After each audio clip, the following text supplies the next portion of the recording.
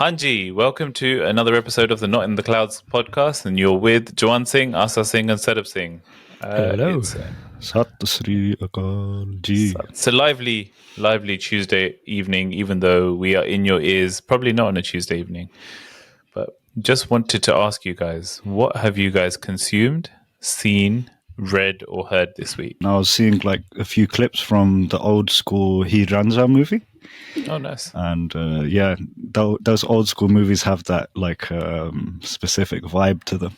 Is Hi Ranja mentioned in Gurbani? It's not. It is, yeah, 2 times actually, or a couple times. Dasim Pashaji mentions it in Krishna Avatar.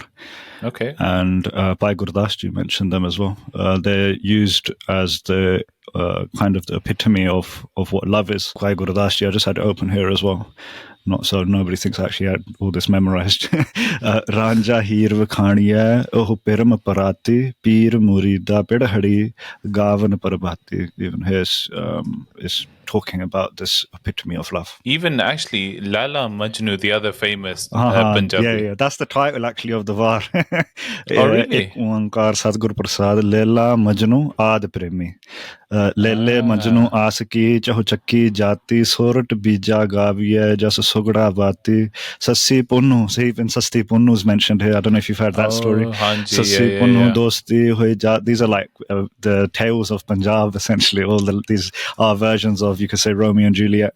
Sassi Punnu Dosti Hoy Jat Ajati, Mehiwal No Sohni, Te Tardi Rati. So all of these, but then it says Peer Murida Pidahari Gavan Parabati.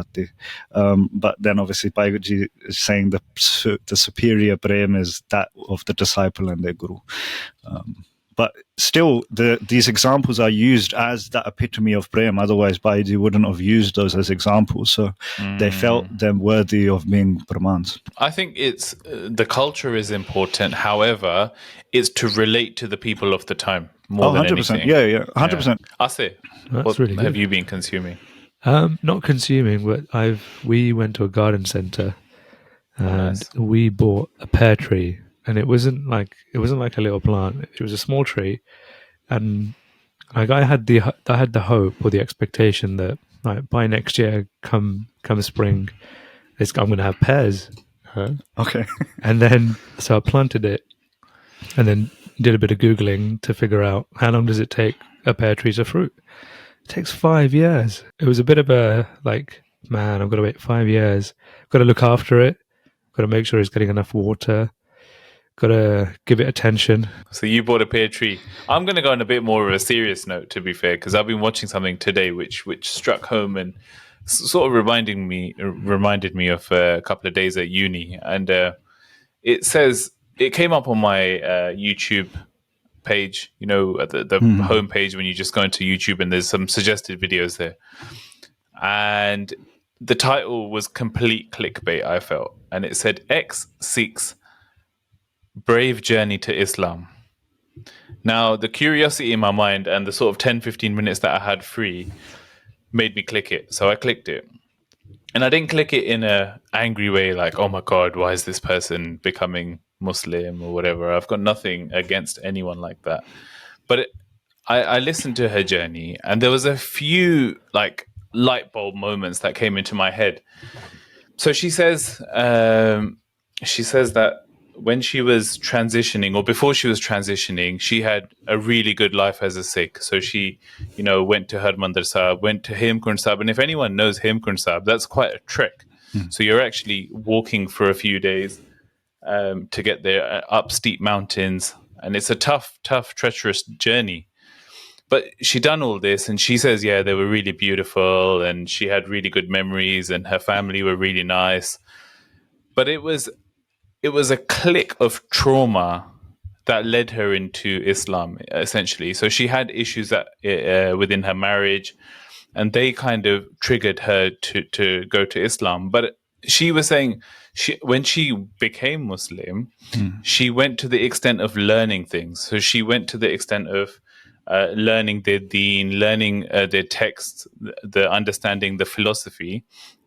But if that was fed to her as a young kid, now I remember my parents giving me Japji Sahib, giving me all these tools very early, not even Japji Sahib, but Mool Mantar even, understanding what Gur Mantar is, but understanding Gur Mantar is something to be meditated upon. If those tools were given to her as a kid, she wouldn't need to go finding that or searching for that. So one thing that I took away from that is, as a parent or somebody who's looking to become a parent, or even parents that are out there, just give your kids a few of these seeds of Sikhi and just give them the opportunity to then discover that themselves later on. But you don't need to give them the whole everything right now, shove it down their throat. That's not how it is.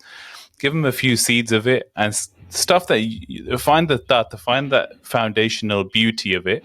Give them that and then let them grow. Just the same way Asa's pear tree is going to take 5 years to grow. He's planted it today, but 5 years' time that could come. He could get a pear out of it. It has to be nurtured, because at some point you know what that fruit of that tree is going to be and how sweet it's going to taste. Yeah. I think you hit the nail on the head. It's something Sadhguru Desingji said.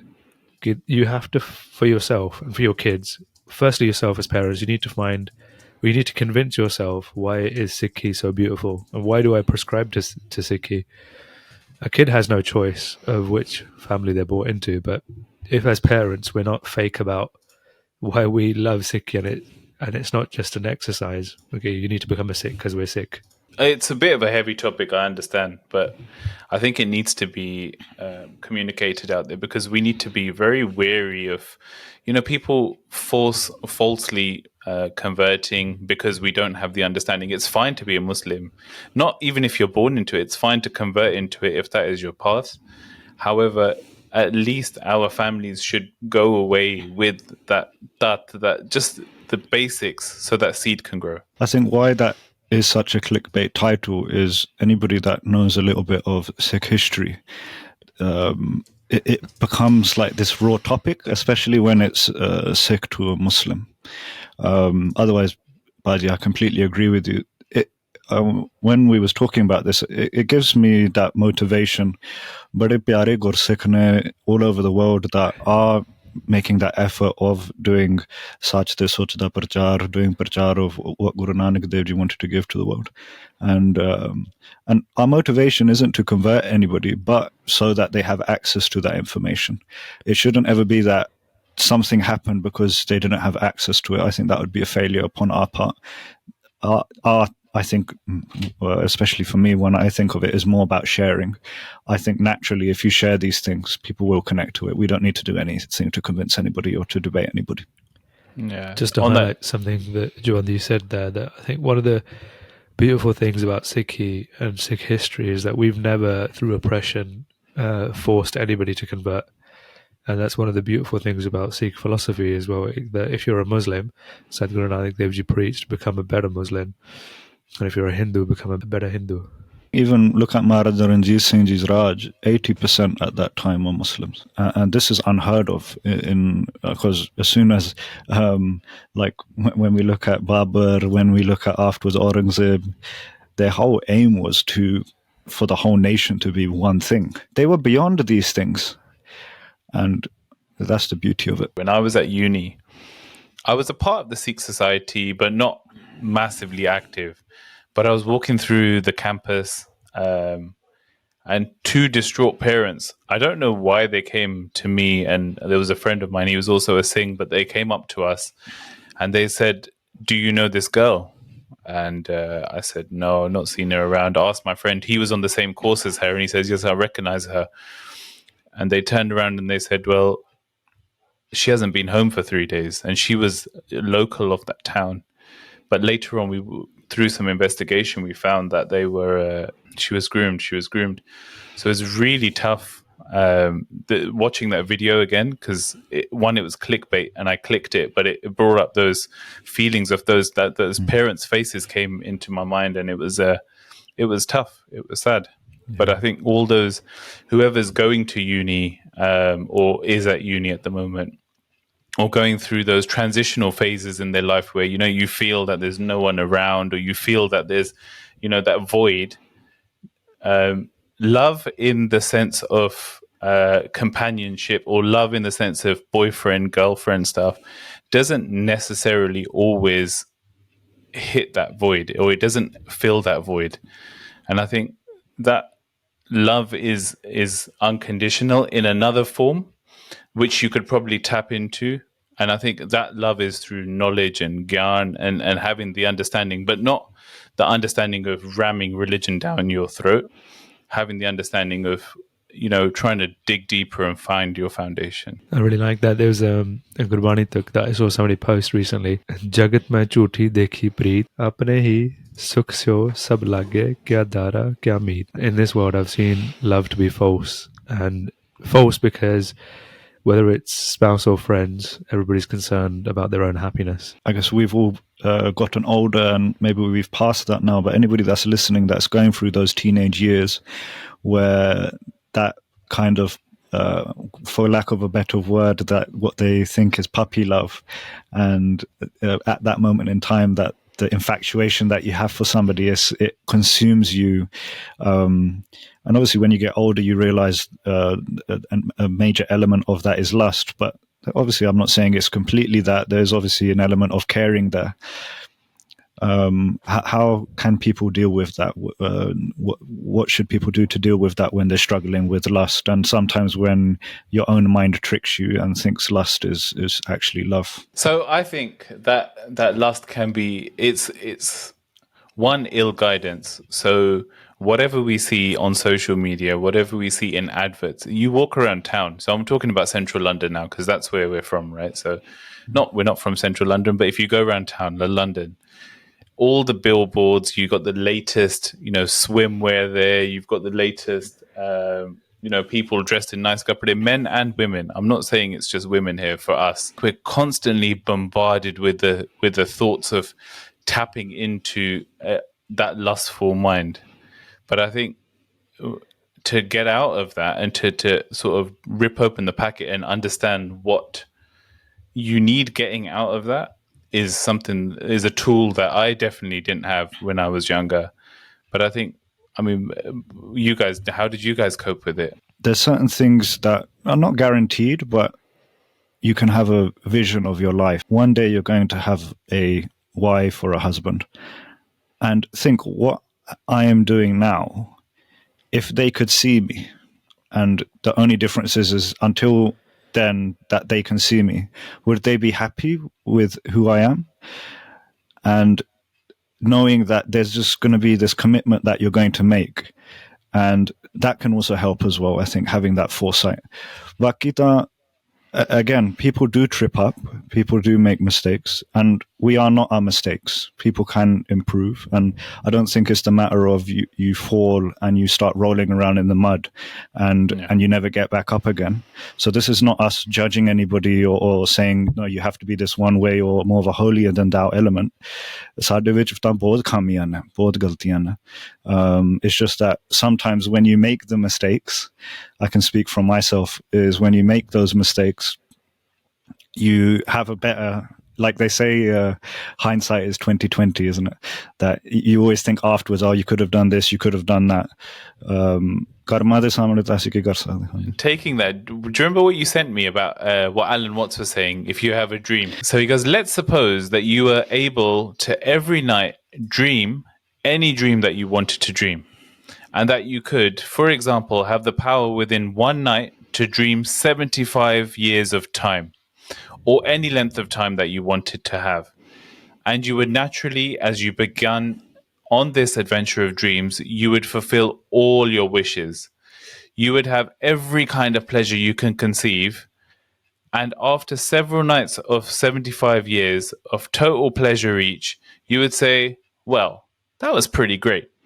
But now let's have a surprise. Let's have a dream which isn't under control, where something is going to happen to me that I don't know what it's going to be. And you would dig that and come out and say, wow, that was close, wasn't it? And then you would get to more adventurous, and you would make it further and further out gambles as to what you would dream. And finally, you would dream where you are now. You would dream the dream of living this life that you are actually living today. That kind of puts it back at you as, oh, maybe this is what I asked for. Yeah. And I'm not happy with what I asked for, but really it's actually something I asked for, so I might as well enjoy it. Asa, you've been mighty quiet there, sitting in the corner. Yeah, I don't know, I've come down with a cold, but something that you said, Juan, I really liked about imagine yourself 5 years down the line. How would you reflect on your experience with lust? I was listening to Sadhguru just randomly, and somebody asked him the question about, can you have intimacy before marriage? And he said something along the lines of, your body exchanges messages subconsciously. So be that the thoughts that you shared or the experiences that you shared together. And he says, once you do get married, you at some point, without control, will remember those experiences. And then how faithful will you be in that relationship? Or you'll miss them, or you'll compare your partner with them to some degree. If you love somebody, then you love them wholeheartedly. There's no, it's not a binocular. You've got essentially tunnel vision. I was listening to Sadhguru Pratap Singh's Upadesh, and they gave the example of Bhai Nandlal. And if you want to see what love actually is, you have to see Bhai Nandlalji's ghazals. I think if you want to see the definition of what love is, you can see it from what he writes. Those people within love where they do not see anything else, I think that's the ultimate. And I think it relates to some of the other things we were talking about, especially around tyag. Supreme poise and balance. So that is tyag. For example, Moti Ram Mehra. He sees that the Chote Sahibzade are with Mataji, and he knows that if I go to take milk now, that this is a threat to my life and all my family's life. The Chote Sahibzade isn't his direction of worship. His direction of worship and his love is the Guru. Yeah. He sees these are the children of the Guru. It's my duty to serve them. This is love. Look in the case of Christianity. Jesus Christ died once. And they say that Jesus was the form of God on earth and he died for our sins. Yeah. He did that once and he is still remembered to this day. And people consider that sacrifice is what is going to save us. In the Sikh philosophy, due to that prem, I think we touched this on the actual first episode of all of the shaheeds, you think they were fighting because they wanted to, or they had they were gaining anything personal in that. For them, it was mere guru de khushiyan milniyan mainu ehde vich. And even when you take the case of the Jali Mukte, Bhai Mahasingh, at the end, he's fighting for to stay on living for that few moments more, because it is said that all of the Jali Mukte who have already become Shaheed, they're crying out to him that you are our last soldier. Do a benti to Guru Gobind Singh Ji. That ਉਹ ਬਤਾਵਾ ਪਾੜ ਦਿਓ ਗੁਰੂ ਗੋਬਿੰਦ ਸਿੰਘ ਜੀ ਆਪ ਸਰਬੰਸਦਾਨੀ ਸਨ ਤੇ ਗੁਰੂ ਜੀ ਨੇ ਉਸ ਤਰ੍ਹਾਂ ਦੇ ਸਿੱਖ ਵੀ ਬਣਾਏ ਜਿਹੜੇ ਵੀ ਖੁਦ ਸਰਬੰਸਦਾਨੀ ਬਣ ਗਏ.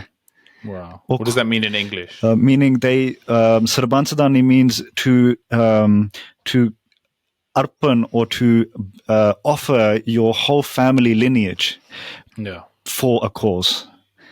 And when we was talking about the concept of tyag, if you want to see it, ਜੇ ਤੁਸੀਂ tyag ਦੇ ਦਰਸ਼ਨ ਕਰਨਾ ਚਾਹੋਗੇ ਤੇ ਇਹ ਸਾਖੀਆਂ ਦੇ ਵਿੱਚੋਂ ਇਹ ਇਤਿਹਾਸ ਦੇ ਵਿੱਚੋਂ ਤੁਹਾਨੂੰ ਦਰਸ਼ਨ ਹੋਣਗੇ. What other forms of love are there? And there's two parts to this question that I've got. What is unconditional love? Have you heard of Masnavi by Rumi? Rumi, when we read what he says about love, and he says, your task is not to seek for love, but merely to seek and find all of the barriers within yourself that you have built against it. Love isn't this thing that you're doing, or love isn't this thing that, oh, I am now doing it unconditionally. I think the unconditional aspect then comes in once you've removed all of those barriers. Well, I was speaking to Juan Singh in East London, and it was random, and I don't think I've heard this before, but it must have been out of something that I've heard. So when you dive into a swimming pool or the ocean, what part of your body isn't covered by water? You're fully consumed by water at that point, right? It's the same way. If you dive into love, you have to give everything up. That same word that you said, tyag, and you have to dive into it, and that water has to be, you have to fully be covered by that water. You're sacrificing yourself so that you're completely consumed by this other thing, other energy. And the tuk that comes to mind, Joto Prem Khelan Ka Chao, Sir Tar Tali Gali Mariao. If you want to play this game of love, then the first thing is to let go of your intellect. That's interesting. If you're going to step on this path, then don't pay attention to public opinion. People might think, you've gone crazy, or, there's in our community. Ki wo to apni voti de thale lag gaya. Do you know what I mean? If you're going to play this game of love, then you can't. Loki ki ਕਹਿਣਗੇ ਜੀ ਬਿਲਕੁਲ ਬਿਲਕੁਲ ਆਮ ਕਹਾਵਤ ਸੀ ਗੁਰੂ ਰਾਮ ਸਿੰਘ ਦੇ ਵੇਲੇ ਜਦੋਂ ਕੋਈ ਕੂਕਾ ਬਣ ਜਾਂਦਾ ਸੀ ਹਨਾ ਕਿ ਇਹ ਸਾਡੇ ਹੱਥ ਹੋ ਗਿਆ ਬਸ ਗੁਰੂ ਦਾ ਹੋ ਗਿਆ ਹਾਂ ਬਸ ਇਹ ਬਸ ਹੋ ਗਿਆ ਮਸਤਾਨਾ ਤੇ ਇਹ ਨਹੀਂ ਸਾਡੇ ਵਾਸ ਚ ਆਉਣਾ ਹੁਣ Bhai Gurdas ji says and what I wanted to connect this to is how prem is the route to becoming Jivan Mukta. Jivan Mukt, just before you carry on, expand on what, because everybody thinks that you have to die to become free of this just world. Before we even go down that line, Jivan Mukt is liberation, emancipation. While alive. So Mukta, whilst alive. So you're still alive, but you've got one foot here and one foot outside of this realm. Subha Sahib Singh Ji, anybody that doesn't know, Subha Sahib Singh Ji are known in the Namtari school, like in the Namtari history, as Ladla Saput, meaning they were the most loved one of Guru Ram Singh Ji. And there's a couple of happenings of why. Subha Ji comes, and before they come from the Nirmala Samprada, and they're very learned. Anybody that doesn't know, the Nirmala Samprada, they essentially are the intellectuals of the Sikh Panth. And he comes, very learned person, and he thinks, as he's going to come to Pani Sahib, he thought, okay, Sadhguru Ji will put me to start teaching Vidya. And Sadhguru Ji says, Pande manja karo, meaning go and clean the utensils of the langar. And he does that. And Sadhguru Ji comes up to them and says one day, ke tera panda saaf ho gaya hun, lishkan lag paya. They said, I'm happy with you, ask me for something. And they say to Sadhguru Ji, and it relates to that, to raj na chahu, mukt na chahu, manpreet charan kamalare, ke oh darshan de aashik hunde ne. And he says to Sadhguru Ji, ke jadon aap ji aande ho duniya te main naal aawa, jadon aap ji jande ho main naal jawa.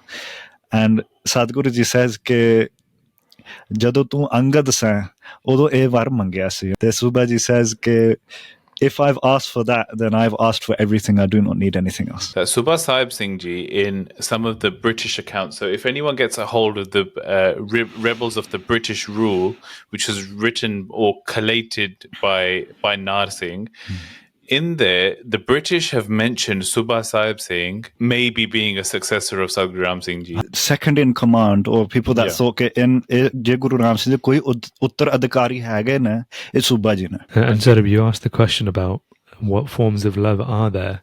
Yeah. And I think for me, what John touched upon about Raj na chaho, Mukt na chaho, Manpreet Charan Kamlare is the ultimate, because there's no expectation or desire for reward. I don't want wealth, kingdom. I don't even want liberation.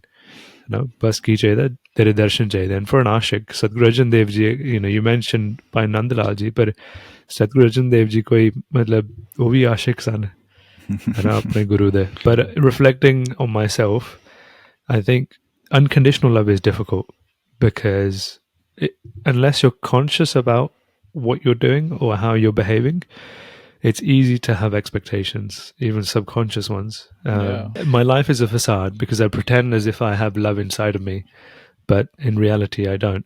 And this is Sadhguru Arjan Dev Ji shining a light inside me. Is there that element that naturally we always want to go to the path of least resistance?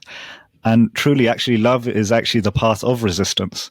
Sadhguru Ji in the sloks say, "Jatan bahut sukh ke kiye, dukh ko kiyo na koi." Ke bade assi jatan karde hain sukh waste, है ना? ਦੁੱਖ ਕੋ ਕੀਓ ਨਾ ਕੋਈ ਕਿ ਦੁੱਖ ਵਾਸਤੇ ਤਾਂ ਕੋਈ ਨਹੀਂ ਕਰਦਾ and it reminds me of Baba Farid ji. Anybody that would come and ask for a var from Baba Farid ji, Baba ji ਕੀ ਕਹਿੰਦੇ ਸਨ ਕਿ ਰੱਬ ਤੁਹਾਨੂੰ ਦਰਦ ਦੇਵੇ ਤੇ ਸੱਚੀ ਮੁੱਚੀ ਉਸ ਵਕਤ ਜਦੋਂ ਸਾਧ ਗੁਰੂ ਰਾਮ ਸਿੰਘ ਜੀ ਵਿਛੋੜਾ ਦਿੰਦੇ ਨੇ ਉਹ ਰੱਬ ਸੱਚੀ ਮੁੱਚੀ ਸਾਨੂੰ ਦਰਦ ਦਿੰਦਾ ਉਸ ਵਕਤ Let's break that down a little bit more. So most resistance as in how much do you have to give up or how much do you have to let go of your ego? Is that what you're talking about? I think it's the line that comes to my mind is Nanak hukme je bujha ta hum main kehna koi. Loving the Almighty is living in raza with His hukam, living at one with His will. Because if you're resisting that, then life is just suffering. So if you're truly content with everything that He's doing, right, and you're living in raza, you're living in hukam, then vichora is not a thing. That's what I'm saying, that really the ultimate aim that we talk about when you become a Brahmgyani, for them, Paji, what you're saying is 100% true. Vichora doesn't exist. Kai Guru Ram Singh de vele kai ਏਦਾਂ ਦੇ ਸਿੱਖ ਹੋਏ ਨੇ ਕਿ ਉਹਨਾਂ ਨੇ ਹਾਕ ਹੀ ਮਾਰਨਾ ਕਿ ਹੇ ਰਾਮਾ ਤੇ ਸੱਚ ਪਾਤਸ਼ਾਹ ਉਸੇ ਵਕਤ ਦਰਸ਼ਨ ਦੇ ਦੇਣੇ ਤੇ ਸੱਚ ਪਾਤਸ਼ਾਹ Mata Dani ji comes to mind when you say that. Ki, that vibration, when they thought of Sadhguru Pratap Singh ji, and to give context to who Mata Dani ji was, incredible lady, in the sense that she's only got, I think, one son, and Shri Khan in the situation, her own family for land plotted to kill her son, and they followed through with it, and she Mata Dani knew this. But ਉਹ ਇੰਨੀ ਮਤਲਬ ਚੜ੍ਹਦੀ ਕਲਾ ਵਿੱਚ ਸੀਗੇ living in the raza of Akal Purakh that ਉਹਨਾਂ ਨੇ ਇੱਕ ਮਤਲਬ they didn't cry, ਹੈ ਨਾ. And ਜੇ ਕਿਸੇ ਨੇ ਪੁੱਛਿਆ ਕਿ ਤੁਸੀਂ why aren't you upset, Mata Dani said ਕਿ ਚਲੋ ਕੋਈ ਗੱਲ ਨਹੀਂ, ਜੇ ਮੇਰਾ ਇੱਕ ਪੁੱਤਰ ਮਤਲਬ ਹੁਕਮ ਅਨੁਸਾਰ ਚਲੇ ਗਿਆ, I've got all these other sons that are mine. ਮਤਲਬ ਟਾਈਮ ਆ ਗਿਆ ਭੋਗ ਪਾਉਣ ਦਾ to finish the part. And the Prabandhaks, the secretary says to Mataji, it's time to finish the part. And Mataji says no. She says, ki Sadhguru Pratap Singh Ji aa rahe ne. The Sadhguru Pratap Singh Ji's he's coming. Only when they come will we finish the part. And the secretary is like, what you want about? You've not called them. You've not sent a message. And it wasn't like back then they had WhatsApp or iMessage. Mataji, through their devotion, through their love, were sending vibrations telepathically through their thoughts. Ki teri razaya, tera hukam hai, tera pana vartya, te tu ithe aake bhog pauna, ki tere to bina nahi bhog pauna hai. And ਬਾਕੀ Sadhguru Pratap Singh ji koi ਦੌਰੇ ਤੇ ਜਾ ਰਹੇ ਸੀਗੇ, and ਜਿਹੜੇ ਨਾਲ ਸੇਵਕ ਸੀ, the entourage of Sadhguru Pratap Singh Ji, they had no idea. Sadhguru Pratap Singh Ji took a left into Mataji's Pind. There was a Mahapurush during Sadhguru Pratap Singh Ji's time. His name was Sant Rana Singh. And Sant Rana Singh, ਉਹ ਵੀ ਏਦਾਂ ਦਾ ਹੀ ਸਨ ਕਿ any time Sadhguru Ji would come past their ਪਿੰਡ, ਜ਼ਰੂਰ ਰੁਕ ਕੇ ਤੇ ਸੰਤਾਂ ਨੂੰ ਦਰਸ਼ਨ ਦੇਣੇ. ਐਂਡ ਸੇਮ ਜਿੱਦਾਂ ਸੰਤ ਸਤਨਾਮ ਸਿੰਘ ਜੀ ਕਿ ਉਹਨਾਂ ਦੇ ਮਨ ਸੱਚੇ ਪਾਤਸ਼ਾਹ ਦੇ ਚਰਨਾਂ ਜੁੜਿਆ ਸੀ ਤੇ ਉਹਨਾਂ ਦੀ ਅਵਸਥਾ ਬਹੁਤ ਉੱਚੀ ਸੀ.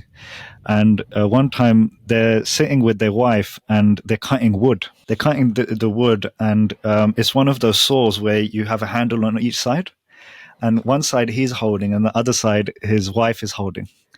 And they're both leaning back and forward trying to cut that piece of wood, and they're talking to each other. And they're talking to each other, and inne uche Mahapurush san, and Sadhguru Ji comes.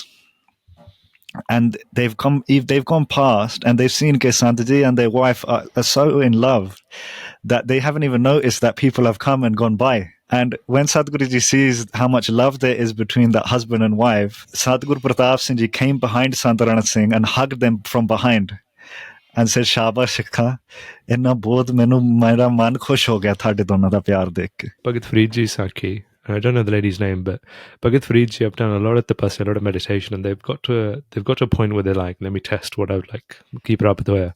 And like they're like chidiya ud, and like they're chidiya marjan, and then they die, chidiya ud, and they're back alive again. So they're like quite content that they've reached this level, and they're walking and they get thirsty, and there's a lady there that's getting water out of the koi and then just spilling it on the ground. And Bhagat Fariji says to this lady, can I have a glass of water, please? And she completely ignores him. And Bhagat Fariji says again, can I have a glass of water, please? In a bit of akkad, the lady's like, chill out. This isn't. I'm not one of those birds that are just gonna die with your shara. With Bhagat Fariji's like, how did you know, for one? And then Bhagat Fariji asks the important question: how did you reach this level of spiritual knowledge? And she says, one day my husband came home late from work, and he had asked me, as he walked through the door, asked me for a glass of water. And by the time I could bring it back to him, he'd fallen asleep on the bed. And that whole night, I stood there by his bedside as my Pati Parmeshwar, as my duty to serve him, essentially. And they said that through his kushiya, through her husband's happiness of like, you did this for me, that out of compassion and love, I gained this spiritual understanding. And Sadhguru Gobind Singh Ji says the same thing. Ki saach kaho sun le ho sabai, jin prem kiyo tin hi prab payo. Know this and understand this as the truth, that the only way to achieve Akal Purakh or your beloved, it could be anybody, is through love. Ape layo apna pyar.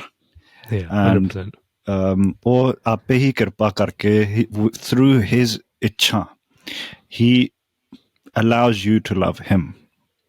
And really in that moment, ਸਾਡਾ ਬਸ ਇਹੀ ਅਰਦਾਸ ਹੈ ਕਿ ਦੇਹੋ ਸੱਜਣ ਸੀਸੜੀਆ ਜੋ ਹੋਵੇ ਸਾਹਿਬ ਸਿਓ ਮੇਲ ਕਿ really ਸਿੱਖ ਦੇ ਪੱਲੇ ਹੈ ਕੀ ਆ, ਜੋ ਵੀ ਅਸੀਂ ਕਰਦੇ ਆ ਹੈ ਇੱਕ ਅਰਦਾਸ ਹੀ ਆ ਕਿ ਅਸਲ ਵਿੱਚ ਸਾਨੂੰ ਉਹ ਪਿਆਰ ਮਿਲਦਾ ਪਿਆ. I think it goes back to Rumi was saying ਕਿ ਉਹ ਸੱਚ ਭਾਈ ਕਿਰਪਾ ਕਰਨ ਜੋ ਸਾਡੇ ਅਗਿਆਨਤਾ ਆ ਉਹ ਸਾਡੇ ਤੋਂ ਦੂਰ ਕਰਨ, ਉਹ ਤਾਂ ਸਾਡੇ ਨਾਲ ਪਿਆਰ ਕਰ ਰਹੇ ਆ ਕਿ ਉਹ ਮਿਟ ਜਾਵੇ, ਉਹ ਸਾਨੂੰ ਉਹ ਵਿਧਾ ਬਣਾਉਣ ਕਿ ਅਸੀਂ ਉਹਨਾਂ ਨੂੰ ਪਿਆਰ ਕਰ ਸਕੀਏ ਤੇ ਆਪੇ ਲਾਇਓ ਆਪਣਾ ਪਿਆਰ, ਉਹ ਤਾਂ ਸਾਨੂੰ ਦਿੰਦਾ ਹੀ ਦਿੰਦਾ. Right, but you know what? It's interesting you say that.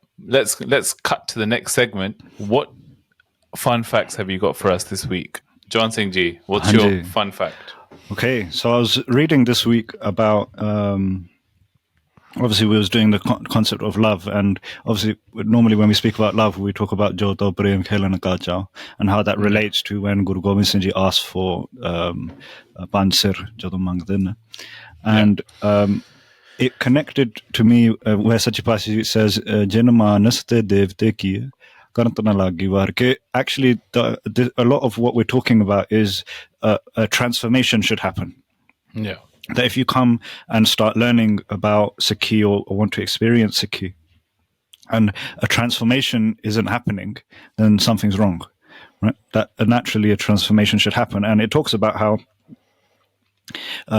where Sadhguruji made mere humans into lions, and about how these things where essentially there's this transformation happening, and then somebody in the replies connected it to, and Baji, you actually found the exact same painting, which is amazing, where there's the buffalo dant or demon Mahisha, and actually he falls in love with Durga. So he's a dad, but he falls in love with Durga, and he wants to marry her.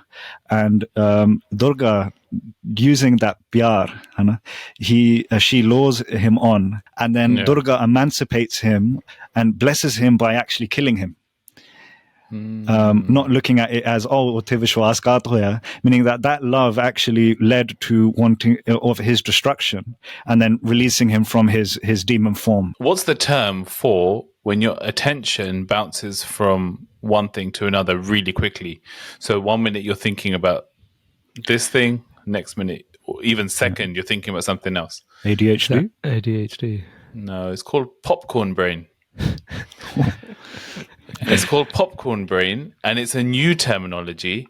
Popcorn brain becomes a problem when excessive screen time, constant notifications limit your capacity for undivided attention. So have you ever had that where your phone's in your pocket and you think, oh, it's ringing, or I've just got a message. Oh, yeah. Okay. Tika. But it's basically your brain sending that vibration to your body, feeling that ring, and you want to go and use that phone for that dopamine hit. that scientifically, like what that we know our lineage comes from Sadhguru Gobind Singh Ji and like the warrior class. Yeah, love and But Kushya. scientifically now they've proven one of the benefits of having a beard is if somebody punches you in the face, if you have a beard, you're less likely to feel the impact of that.